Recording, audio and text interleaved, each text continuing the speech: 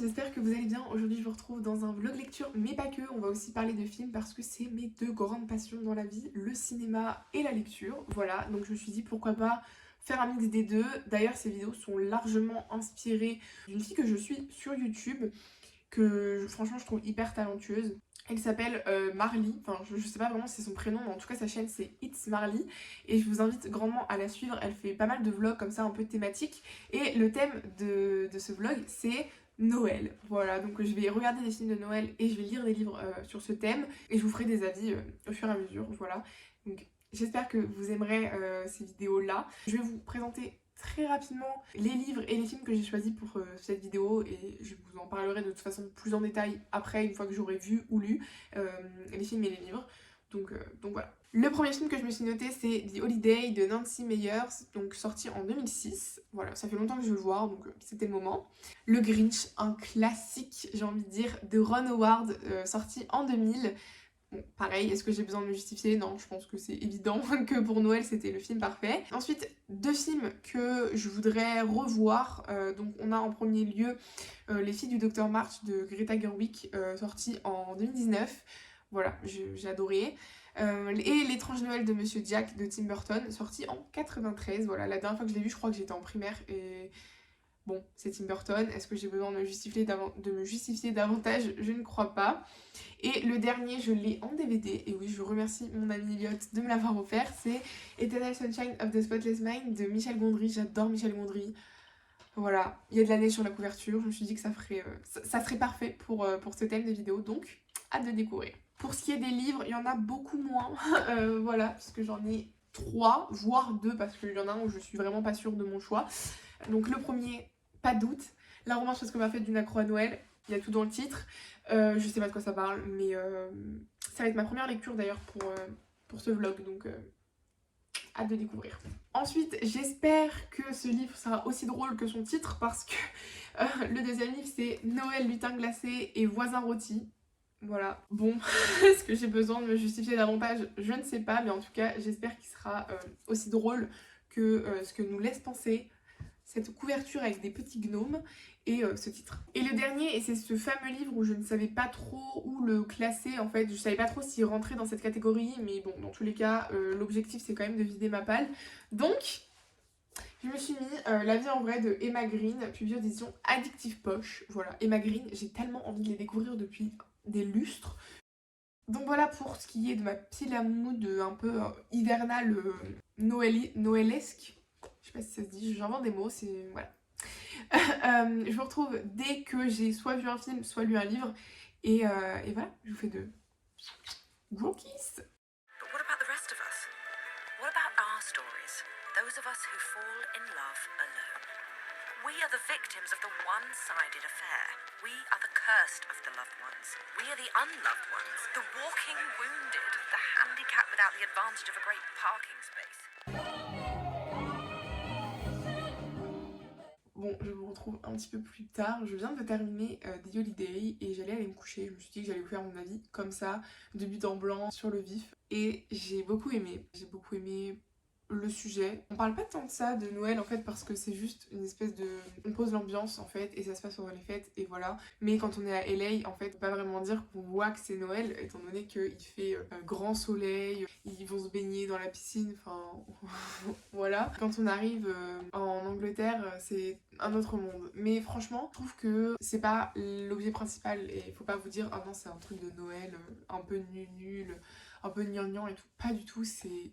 trop bien, il y a d'ailleurs des vrais messages derrière. Je pense que si je devais résumer le film en quelques mots-clés, je dirais que c'est vraiment de redonner une seconde chance à l'amour, mais surtout de se redonner une seconde chance à nous-mêmes. Oser dire non, oser dire stop dans certaines relations. Il y a beaucoup ce truc d'être toxique envers soi-même, et surtout d'être dans une relation toxique. Et ça, c'est... franchement... J'ai adoré les deux personnages et je vous conseille vraiment de le regarder parce que j'ai vraiment beaucoup aimé. Bref, je pense que je vous ferai un espèce de retour global à la fin de la vidéo, et du coup mon avis sera un peu plus reposé. J'ai avancé dans la romance, pas du tout, si c'est ça, la romance presque parfaite d'une accro à Noël, D'ailleurs, j'ai très très bien avancé puisque je suis à 41%. Pour vous la faire courte, on va suivre Zoé qui est décoratrice spécialisée dans Noël, les fêtes de fin d'année, etc. Dans sa famille, on adore Noël, c'est comme ça. On fête Noël vraiment à l'extrême. On fait des concours de maison en pain d'épices, la décoration elle est surchargée. Et d'un autre côté, on va suivre Ethan, qui lui est journaliste pour le Times, qui n'aime pas Noël et qui va se retrouver à devoir faire un article sur Zoé. Et donc Zoé va lui proposer de venir chez elle, chez ses parents pour les fêtes. Va se créer autour de ça un espèce de enemies to lovers en fait, parce que Ethan c'est le grumpy par excellence, il est grognon, vraiment il est jamais content, il comprend pas cette fête, pour lui c'est une fête commerciale, pour la plus grande hantise de Zoé et de sa famille. J'adore, j'ai hâte de voir comment ça va évoluer, mais en tout cas pour l'instant c'est Mimi, enfin c'est voilà, c'est un truc de Noël et pour l'instant il y a ce truc où en fait le enemies il se crée au fur et à mesure de l'histoire, parce qu'en fait elle peut pas se le voir en fait, elle dit mais il me saoule celui-là, mais sauf qu'il y a ce truc de plus il me saoule plus j'ai envie de le saouler et du coup ça va forcément finir par les rapprocher parce que lui depuis le début il est attiré par elle. Je pense qu'en gros le seul point négatif c'est qu'elle aime Noël et elle le trouve quand même un peu charmant, donc voilà. Bref, de toute façon, je vous en reparlerai un peu plus tard, mais pour l'instant c'est très très bien parti. Je prends un petit temps pendant que bébé dort, même s'il y a 3 minutes elle pleurait, j'ai eu trop peur, je me suis dit non, pitié, endors-toi s'il te plaît. Bon, pour l'instant je l'entends plus, donc c'est que ça doit aller. Je viens de terminer pendant la sieste de bébé la romance parce que parfaite d'une accro à Noël de Laura S. Wilde et j'ai beaucoup aimé ce Grumpy Sunshine incroyable. Non, franchement c'était trop trop bien. Alors par contre il y a 2 autres tomes qui viennent après celui-là, donc il y a le mariage et le bébé je crois, un truc comme ça. Sachez que ce livre se suffit à lui-même. Je n'ai pas spécialement l'envie ni le besoin là maintenant tout de suite de lire la suite. Voilà, c'est... J'aime bien moi les romances qui s'arrêtent là où en fait tout la suite de leur relation elle est hyper ouverte. C'est-à-dire que on imagine un peu ce qu'on pense. On a souvent dans l'épilogue le 1 an après, 6 mois plus tard ou voilà. Mais là en fait ils disent quasiment rien. Donc ça c'est cool. Pour l'instant on n'en ressent pas le besoin, peut-être que l'hiver prochain je lirai la suite, mais en tout cas là maintenant tout de suite j'en ai pas hyper envie. Voilà. Bref, sinon, bah en vrai, j'en ai déjà un petit peu parlé précédemment, mais c'est un Grumpy Sunshine. Il n'y a pas vraiment de enemies to lovers. Au début je pensais qu'il allait être, il y allait vraiment avoir cette phase où ils se détestaient. Et en fait on n'en est pas allé jusque là parce que comme je vous le disais, dès le début ils ont quand même une attirance l'un pour l'autre. Donc c'est un peu compliqué de mixer ça avec un enemies to lovers, mais j'ai beaucoup aimé comment leur relation a évolué. Ça c'était assez sympa. Après j'ai envie de vous dire, plus on lit des romances de Noël, plus on connaît le schéma narratif. Donc c'est un petit peu... voilà, c'est un peu redondant. C'est pour ça que je lis pas 40 000 romances de Noël pendant le mois de décembre. Parce qu'en fait au bout d'un moment ça me dégoûte. Autant les crimes, les meurtres, etc. Il y a de quoi faire des nouvelles enquêtes, etc. Mais pour les romances de Noël, j'ai envie de vous dire, c'est quand même souvent le même schéma. Et là en l'occurrence, par contre, s'il y a bien un truc que j'ai adoré dans ce livre, mis à part le Grumpy Sunshine, c'est l'ambiance. C'est-à-dire que tout le long de ma lecture, j'avais l'odeur du pain d'épices, j'avais la chaleur de la cheminée, j'avais cette ambiance de famille en fait. J'avais vraiment l'impression d'être dans leur famille. Et ça m'a fait, mais enfin, j'ai juste absolument kiffé de ouf. C'était trop trop bien. Donc franchement, juste pour l'ambiance, je vous recommande. Parce que bon, oui, forcément, l'histoire, ça casse pas 3 pattes un canard, mais l'ambiance est folle. Donc vraiment, je vous recommande fois 1000. Maintenant, je vais enchaîner avec Noël, lutin glacé et voisin rôti de Thalissa Delaunay. Il me semble que c'est encore un truc avec elle n'aime pas Noël, il adore, un truc comme ça. Donc ça va peut-être être un peu redondant, j'espère pas, mais je vous tiens au courant. Peut-être même que ce sera mieux fait que dans la romance presque parfaite d'une accro à Noël. Je sais pas du tout. En tout cas, j'ai hâte de le découvrir. Il est pas si gros que ça et ça reste du Hugo Poche. Donc bon, c'est écrit gros. Il y a de la marge, donc ça devrait le faire. J'adore les en-têtes de chapitres, c'est des petits lutins. Donc voilà, écoutez, ma foi, je vais me lancer là-dedans. Ah, et aussi, aujourd'hui, j'ai prévu de regarder 2 films parce qu'il me reste 4 films à voir dans ma liste. Donc je vais regarder L'étrange Noël de Monsieur Jack et Eternal Sunshine of the Spotless Mind. Voilà, comme ça il me restera plus que 2 et il me restera aussi à finir ce livre pour vous conclure cette vidéo. Voilà, en tout cas, je pense que j'ai fait le tour pour ce que j'avais à vous dire maintenant.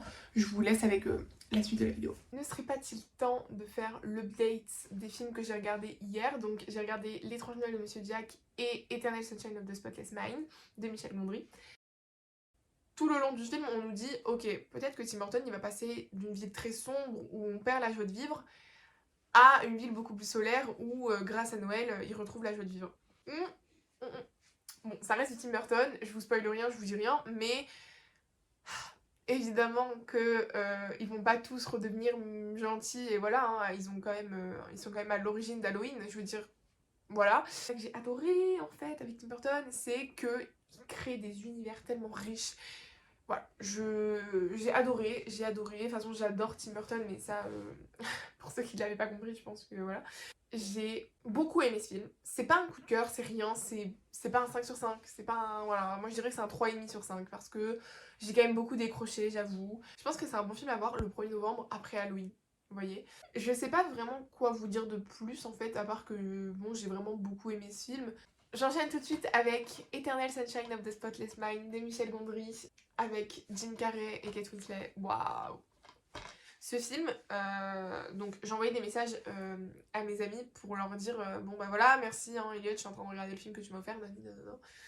Et en fait tout le long j'étais en mode mais est-ce que j'ai fumé? Est-ce que je suis ailleurs? Je ne comprends pas. Et en fait c'est du Michel Gondry tout craché. Il nous emmène dans des délires vraiment où on a vraiment cette impression d'être dérangé psychologiquement. Et faut le dire, c'est vrai. Mais c'est ce qu'on aime, je pense, avec lui, c'est que faut vraiment rentrer dans sa tête.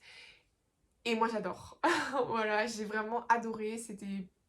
J'ai trouvé l'histoire, les relations, les personnages incroyables. En fait, je pense que j'ai hâte surtout d'en discuter avec des amis à moi qui l'ont vu, parce que j'adore discuter de films que j'ai vus avec mes amis, etc. Parce qu'en fait, on a tous des points de vue différents, des choses auxquelles on a plus ou moins prêté attention. En fait, moi, en le voyant toute seule, j'avoue, j'ai eu du mal à accrocher au début parce que je comprenais rien, en fait. Et j'adore ne rien comprendre parce que, pour moi, les films de Michel Gondry, c'est ça, on comprend un peu qu'à la fin. C'est un peu particulier, ces univers, à chaque fois, faut rentrer dedans, voilà. Mais à chaque fois, c'est un moment incroyable à passer et juste pour ça, mais c'était fabuleux. Voilà. Sur ce, je vous laisse. Bon, je suis forcée de faire une pause pour vous en parler parce que j'ai quand même lu énormément aujourd'hui. En fait, j'ai quasiment tout lu aujourd'hui et je vais le terminer aujourd'hui. Je suis à la page 239, donc il me reste 150 pages. Et je suis dégoûtée. Je suis dégoûtée parce que tout est très très mal amené dans ce livre. Voilà, c'est-à-dire que tous les événements arrivent comme ça, sans vraiment qu'on s'y attende. Alors, il y a des sortes de plot twists comme ça où on se dit waouh, truc de ouf. Et en fait, là, je trouve que c'est juste lourd.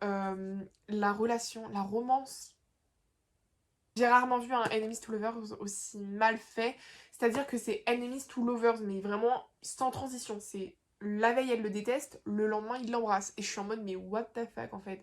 Enfin, c'est pas logique, c'est pas très très bien fait sur ce point-là. Et je suis vraiment dégoûtée parce que, en fait, si vous me demandez honnêtement qu'est-ce que je pense du livre, bah je l'adore. C'est comme pour les films, vous voyez. Peut-être que c'est mieux fait, que l'histoire en elle-même est sympa, vous voyez. Enfin, je sais pas comment expliquer, mais bref, je vais pas m'attarder plus longtemps, je vais le finir et je vais vous faire mon avis.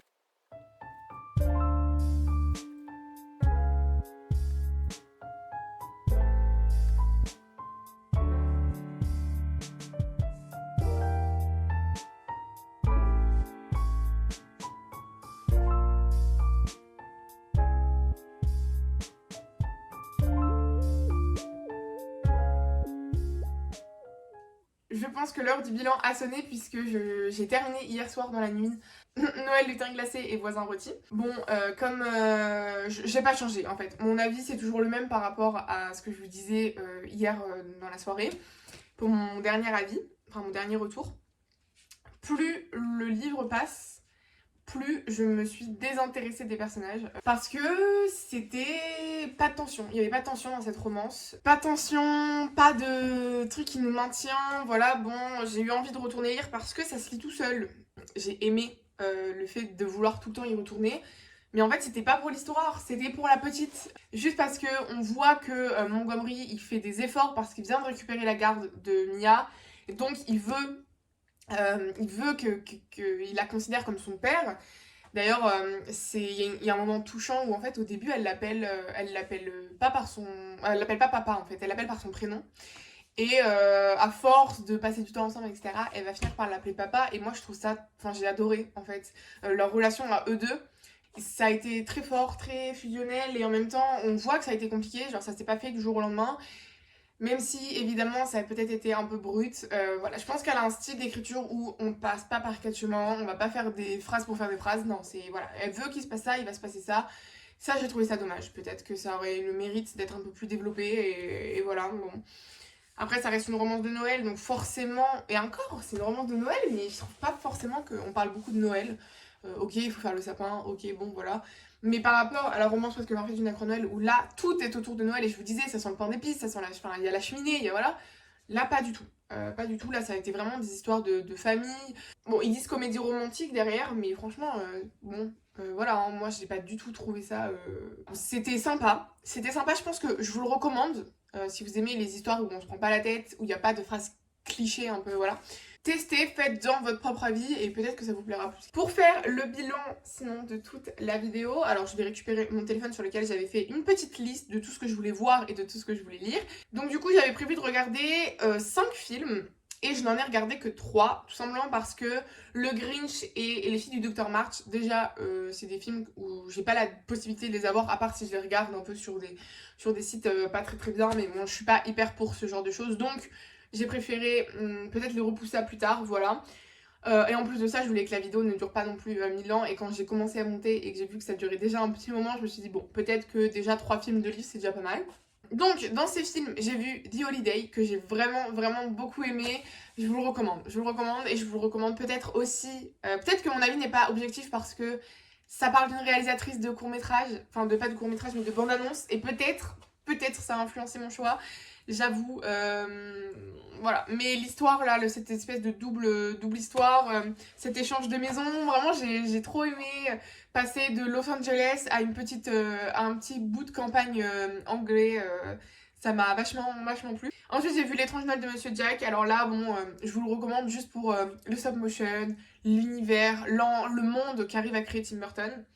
Et Eternal Sunshine of the Spotless Mind, si vous voulez des vrais films qui font réfléchir, des vrais films vraiment avec un fond et une forme juste magique. De toute façon, Michel Gondry, je vous recommande tous ses films. Et pour ce qui est des livres, donc je les ai avec moi. Donc j'avais mis Noël, lutin glacé et voisin rôti. Et j'avais mis la romance presque parfaite d'une accro à Noël. Donc, ouf, on a 4 étoiles d'un côté et 3,5 de l'autre. Donc ça reste un bilan plutôt correct. Moi, je suis très contente.